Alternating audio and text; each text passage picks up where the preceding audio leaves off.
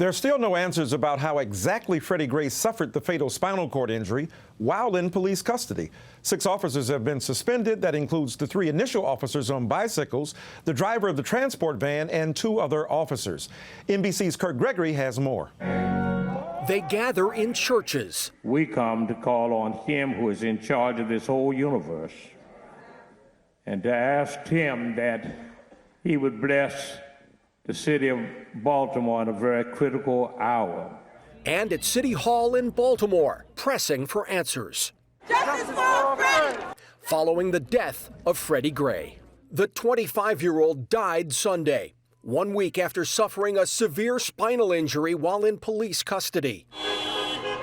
As protests continue, the governor of Maryland is sending a team of 32 state troopers to help with crowd control, promising to push for legislation for police body cameras. I think having the real evidence of exactly what happened, having everything videotaped, is a step in the right direction. The Department of Justice has launched an investigation into what happened, while the Baltimore Police Department continues its own. Our officers, our task force, are interviewing witnesses to the event, and then when they're finding out things, they're going back and re-interviewing witnesses at the same time. And that just takes time. I want peace.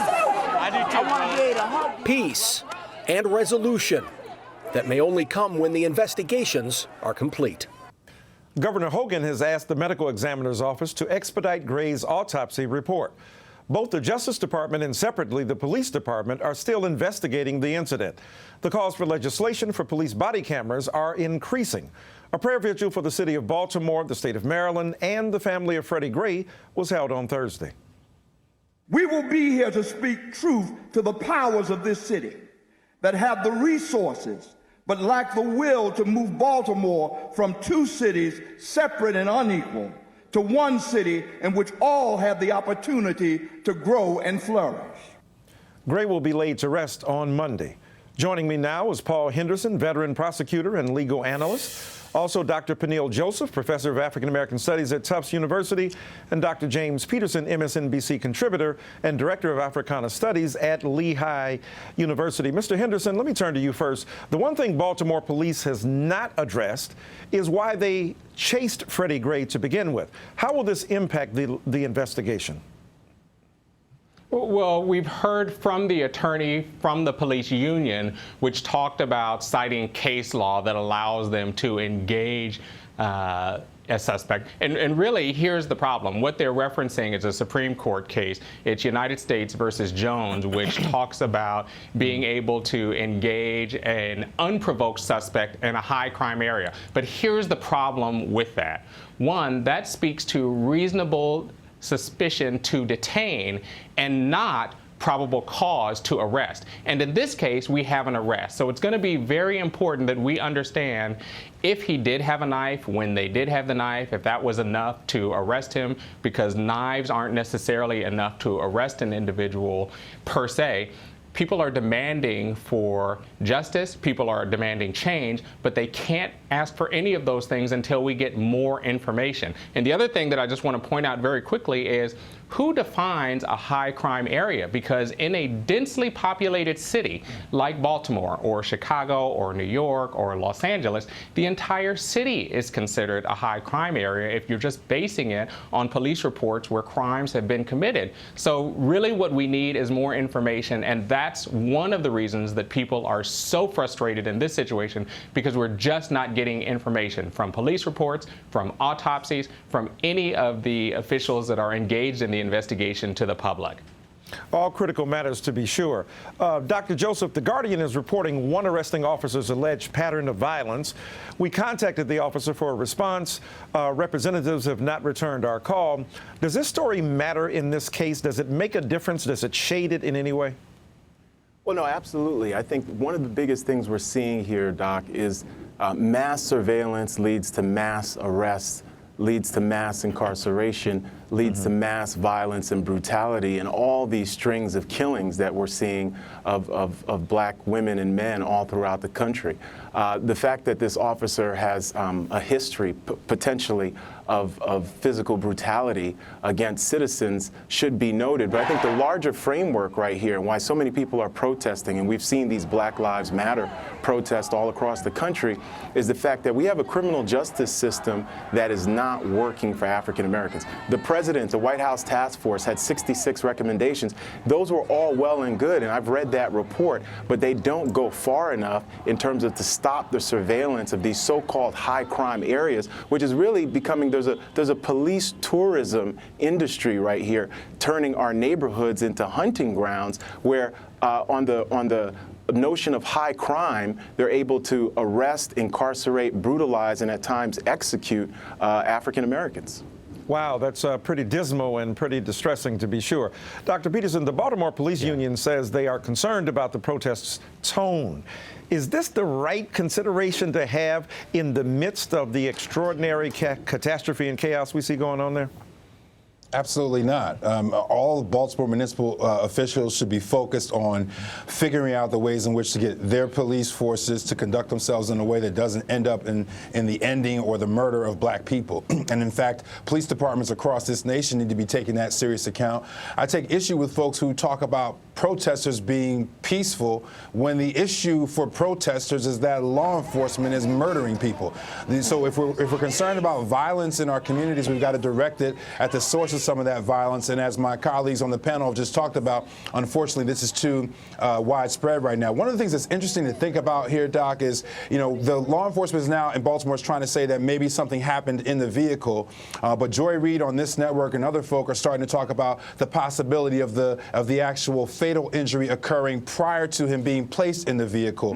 And what we have to think about is what happened in the actual takedown. Was there some kind of cervical vertebrae fracture in the actual takedown that actually led to the paralysis? And I've been speaking to people on the ground there and speaking to medical professionals who say that sometimes when a law enforcement person puts a knee in the back or a knee on the neck, or like we saw in the Eric Harris video, a knee on someone's head, that can actually cause a cervical vertebrae fracture, where if you throw someone in a vehicle after that, the bone fragments can then sever their spine. So it may be that we need to get more evidence from law enforcement about how they took the person down, how they took Mr. Gray down, and what force was used there to really figure out what's going on here. And we have to keep our eyes on the prize in this sense, because the reality is we've seen way too many of these, and figuring out exactly what happened here will help us to better address these things going forward.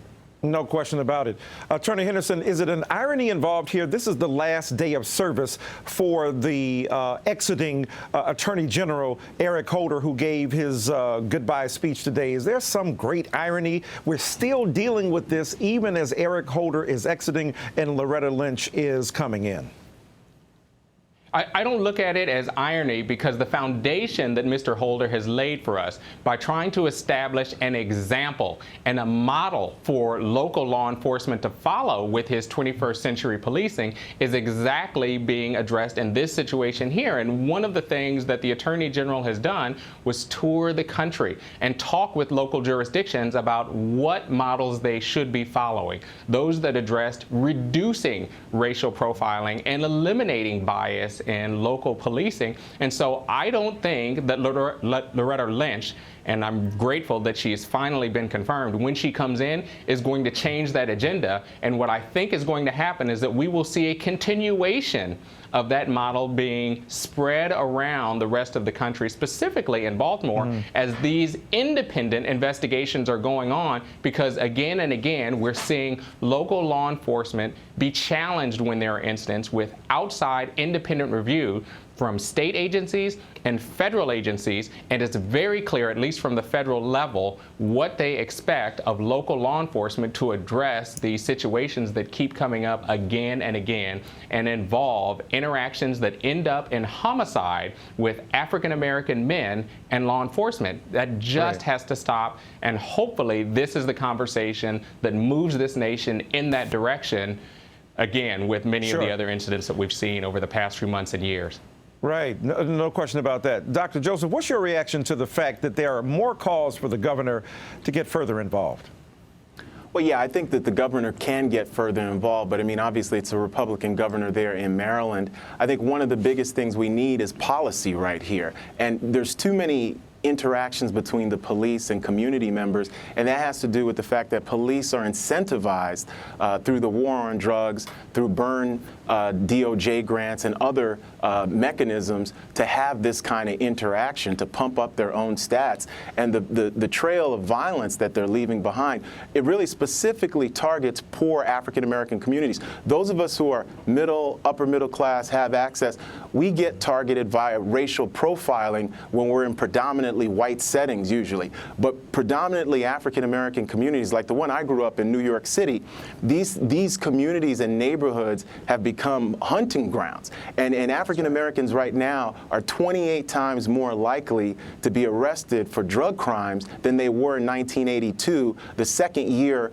of the Reagan administration. Latinos 22 times more likely, and whites 8 times more likely. So the war on drugs has become a gateway to mass racial oppression. So Freddie Gray, Eric Harris, Walter Scott, all these victims are an example of a criminal justice system run amok. And certainly the governor should get involved. But the President of the United States, people have been calling on him before his term ends to sign an executive order ordering criminal justice review of the Byrne Grant, which is the largest criminal justice grant that goes to all these state and local governments. And it incentivizes black and brown women and men getting arrested instead of rehabilitation, instead of getting people out of jail and back in the community so we can have thriving neighborhoods and a thriving country with taxpayers, good citizens, good fathers and mothers and husbands and wives. Instead of that, we're incentivizing local police to use excessive force and brutality, and to, at times,